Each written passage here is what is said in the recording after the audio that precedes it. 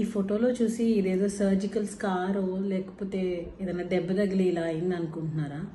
కాదండి.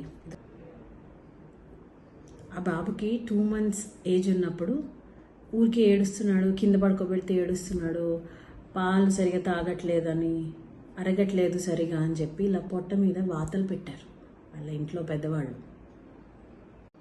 ఇమాజిన్ 2 నెలల వయసులో కనీసం ఎక్స్ప్రెస్ చేయడానికి మాటలు వర్డ్స్ ఏమి రాని వయసులో పొట్ట మీద కాలిన చర్మంతో ఏడుస్తూ ఆ బాధతో నొప్పితో ఎంత సఫర్ అయి ఉంటాడు ఆ చిన్ని బాబు.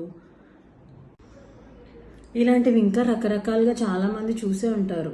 దగ్గు ఎక్కువగా వస్తుందని చెప్పి గొంతు దగ్గర కాల్చడము, నాలుక పైన కాల్చడము, వింత వింత ఆచారాలు, మూఢనమ్మకాలు ఇంకా సొసైటీలో మన మధ్య ఈ రోజుకి ఇవాళకి కూడా జరుగుతూనే ఉన్నాయి.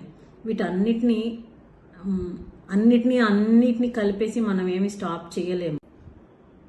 వీటన్నిటినీ ఒక రోజులో స్టాప్ చేయడం అయితే ఇంపాసిబుల్.